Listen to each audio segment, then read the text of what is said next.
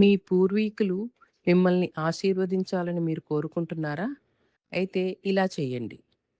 వైశాఖ మాసంలోని అమావాస్యను భారతీయ సంస్కృతిలో అత్యంత పవిత్రమైన దినంగా భావిస్తారు. ఈరోజు పితృదేవతలకు తర్పణం చేయటం, పుణ్యస్నానం చేయడం, దానధర్మం చేయటం ద్వారా అపారమైన పుణ్యం లభిస్తుందని మన పురాణాలు చెప్తాయి. దీనికి సంబంధించి ఒక చిన్న కథ. ఒకప్పుడు అవంతి దేశాన్ని ధర్మసేనుడు అనే ఒక రాజు పరిపాలించేవాడు.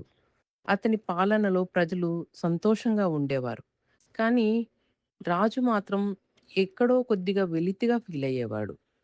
ఒకరోజు రాత్రి అతనికి ఒక కల వస్తుంది. ఆ కలలో తన పూర్వీకులు కష్టాల్లో ఉండి మాకు నీ తర్పణం అవసరం అని వేదనతో చెప్పినట్టుగా కనిపిస్తుంది. రాజు వెంటనే తన రాజగురువుని సంప్రదిస్తారు. వైశాఖ అమావాస్య రోజున నదీ తీరంలో స్నానం చేసి, పితృదేవతలకు తర్పణం చేసి, పేదలకు అన్నదానం చెయ్యండి. అప్పుడు నీ పూర్వీకులు శాంతి పొందుతారు.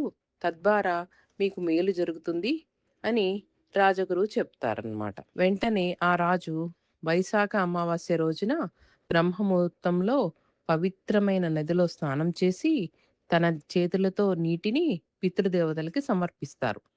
అప్పుడు ఆకాశంలో ఒక దివ్య కాంతి రూపంలో అతని పూర్వీకులు దర్శనమిచ్చి, నీ వల్ల మాకు మోక్షం లభించింది అని మనస్ఫూర్తిగా రాజుని ఆశీర్వదిస్తారు.